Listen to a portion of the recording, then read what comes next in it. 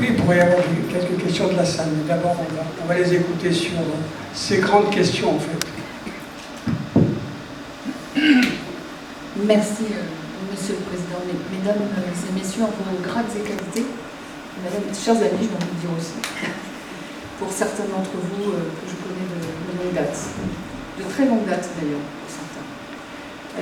Mesdames, mes chers collègues, anciennes chers collègues, Madame la sénatrice et Madame la députée, je suis très heureuse d'être parmi vous aujourd'hui, pour plusieurs raisons. D'abord parce que c'est la première fois que je peux me déplacer de manière officielle depuis ma nomination, donc en remplacement de Jean-Marie Bockel. Je voudrais d'ailleurs avoir encore une pensée amicale pour lui parce que je sais combien il a porté ce sujet haut et combien je suis très fière aussi de pouvoir continuer le travail entrepris aux côtés d'ailleurs du préfet Delblanc.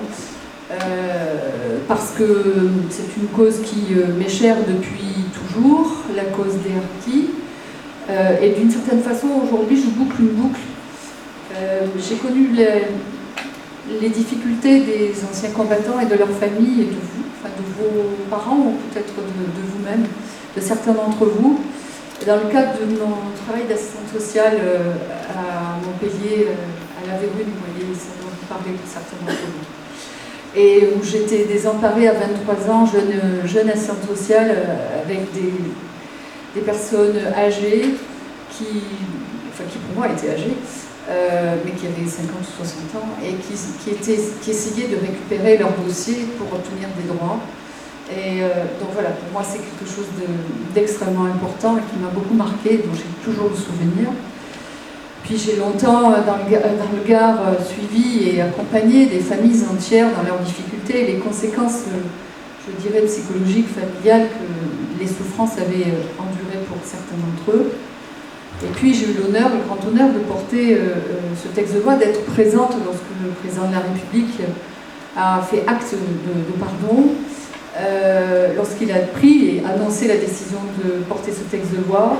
J'avais un souvenir très, très ému aussi. Marie-Christine, tu étais là aussi. Voilà, pour diverses raisons, j'ai rencontré aussi ce jour-là des élus ou des collègues d'autres partis que je ne connaissais pas sous cet aspect, parce qu'il y a des causes qui nous dépassent, qui nous obligent tous, pour des raisons personnelles, voilà, filiales. Et donc c'est un sujet toujours extrêmement important. Et donc j'ai senti le président très touché.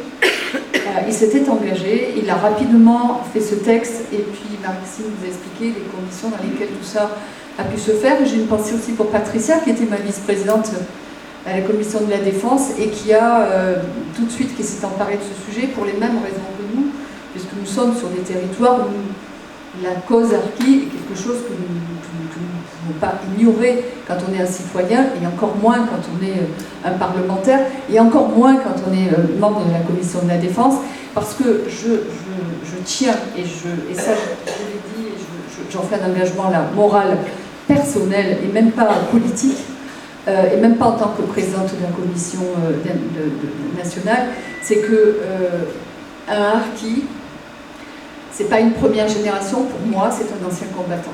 Juste un ancien combattant.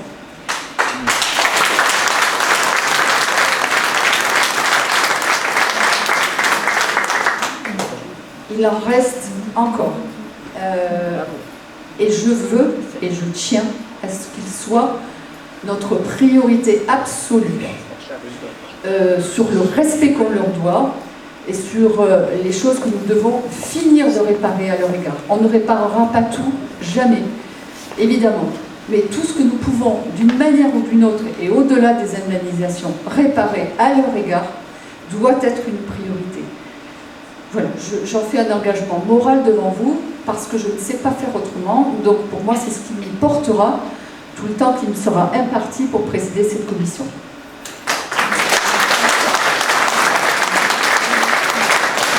Donc, Marie-Christine vous l'a dit, on a beaucoup avancé.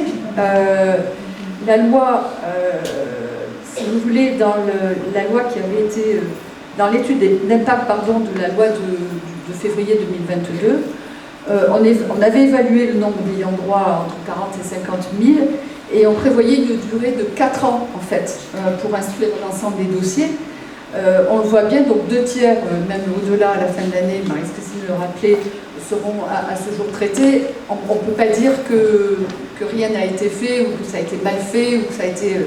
voilà, ce qui est sûr, c'est qu'on est dans un processus de réparation tel qu'il avait été défini par la loi. Le plus tôt sera le mieux sera le mieux, et il y aura toujours des imperfections, il y aura toujours des incompréhensions, évidemment, et on sera attentif à vos demandes, mais globalement, on ne peut pas dire que les choses n'ont pas été clairement et fermement annoncées et traitées avec quand même une issue favorable importante. Pour ce qui est des anciens, parce que ça a été ma première préoccupation, pour les harkis eux-mêmes, il y en avait à peu près, on a évalué à peu près à 4000 encore. Il nous en reste à peu près 500, d'après ce que vous avez dit, ce que disent l'ensemble de ceux qui s'occupent des dossiers. Donc vraiment, on en fait notre priorité. Je crois que personne ne peut 909 donc en 2024. Voilà. Donc ça sera vraiment, je crois qu'on peut en prendre toutes les deux l'engagement moral, ça sera notre priorité des priorités, et n'hésitez pas évidemment à nous solliciter à ce sujet. Voilà, après on a beaucoup travaillé déjà, enfin vous avez beaucoup travaillé, monsieur le préfet et l'ensemble de vos équipes sous l'égide de Jean-Marie Bockel pour travailler dans le cadre des missions qui nous ont été confiées dans le cadre de la loi, notamment donc l'expertise des sites. Donc en 2022-2023, nous avons expertisé 96 sites. On a fait la proposition d'en rajouter 45, ils ont été expertisés l'année d'après.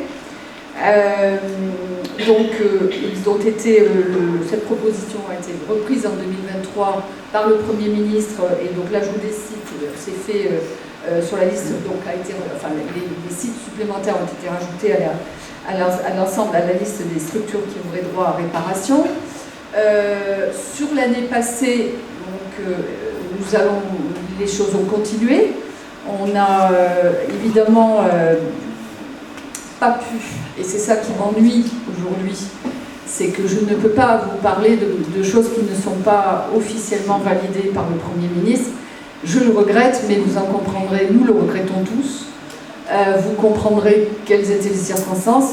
Depuis, je devais rencontrer, dès mon remplacement avec de Jean-Marie Bockel, je devais rencontrer le Premier ministre Gabriel Attal, c'était prévu. Il rentrait dans une phase d'obligation de réserve par rapport aux élections européennes.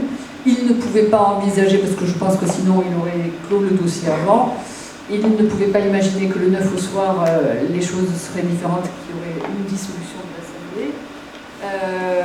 Donc on repartait dans une phase où il n'était pas possible de faire une quelconque de proposition et de délibération supplémentaire.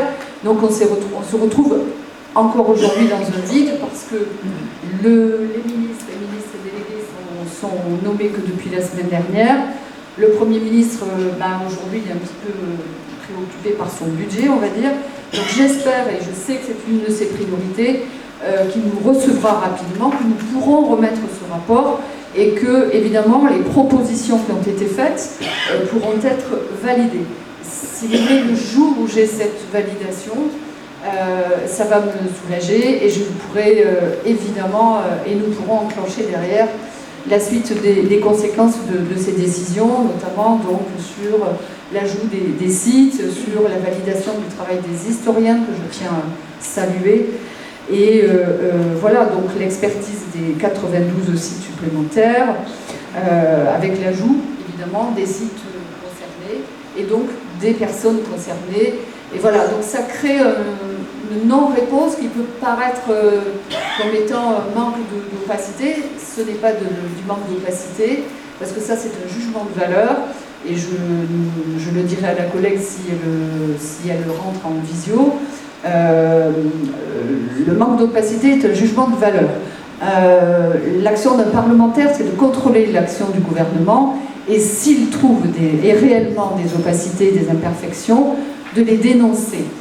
Mais pas a priori, c'est pas un contrôle a priori, ni un jugement de valeur qui doit être émis, et ça, elle l'apprendra en travaillant au quotidien.